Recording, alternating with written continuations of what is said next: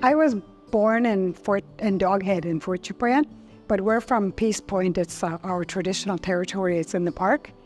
And when we came down to Fort Chip, well, my mom and dad came down to Fort Chip and I was born there. And I was always interested in our culture. And because I lived it, that's all we lived. From 1 to 5, 1 to 6, before I went to residential school, we lived in the bush. Everything we did was living in the cultural way of life. It was a really, really good way. A long time ago, the elders, there was no elders' home or anything. There's no place to put elders, so the elders were part of the group. It was part of the family. And so my grandmother was living with us, or we were living with her. Anyways, I would go, she'd be making some caribou hair tufting or beadwork. She'd be by the table, and I would just go like this, and I'd say, like I'd watch her, and she'd say, "Awas, get you, she's stout," and she used to tell me, like, "I'm gonna poke you, like you're standing too close."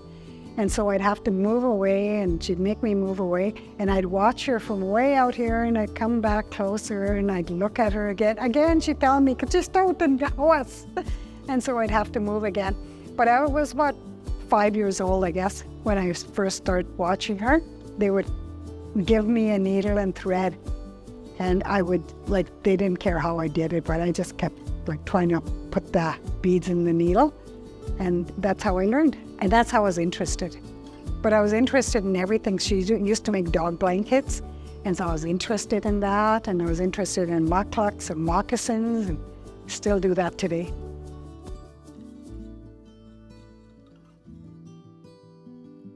While I was stringing those beads from my grandmother's, and then I was always watched my mother. My mother would make moccasins and mucklucks and jackets and all work. So she was really, really good. And so I'd watch her, and then finally I said, "Mama, I want to learn how to do that." And so she got a little kit ready for me, and she said, "What do you want to do?" "I want to make moccasins," I told her. So she got those little vamps ready for me, and she painted like a little flower for me. So then I started, and my first pair was just terrible. It just didn't look very good. But she said, "You'll get better. You'll get better." She never ever said anything negative about my work, but I know that she didn't like it. But as I got better and better, that as soon as we made a mistake, my sister and I would make a little mistake, that she'd make us rip it apart, because she was a perfectionist. So today I'm a perfectionist.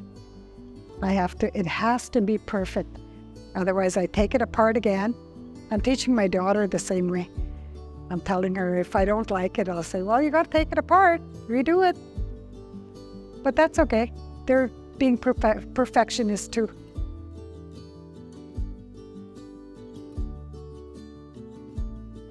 Moose hair tufting, caribou hair tufting was our first art form.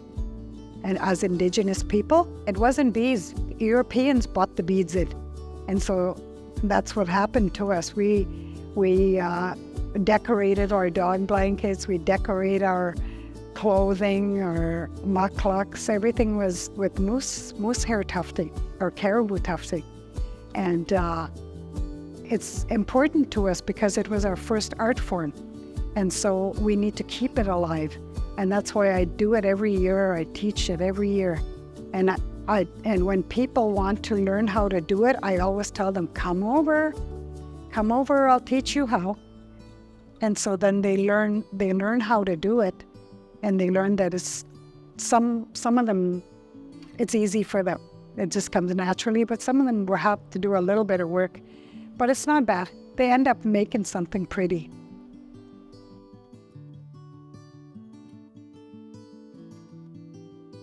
I try to do the old style, the flowers of my people, of the Miksukri First Nation and the Athabasca Ciprian First Nation.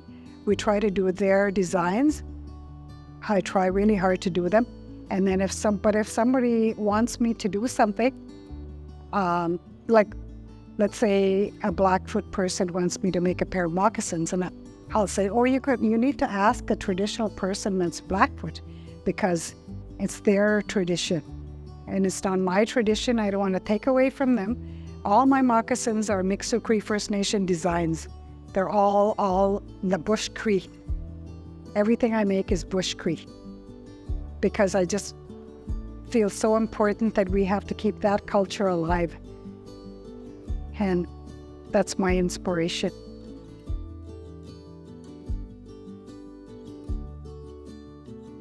They think it's too hard to learn, so I just tell them, just come over.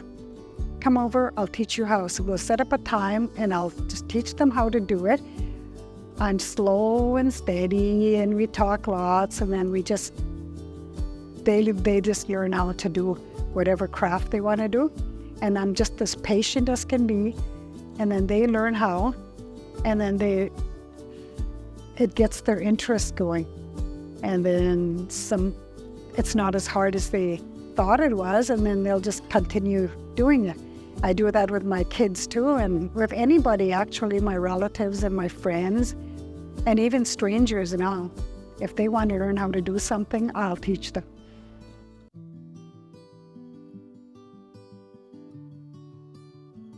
Well, first of all, I taught my children. My girls know how to make moccasins, they know how to bead, they know how to make mitts, beaver mitts, and they know how to make all the stuff that I know how to do.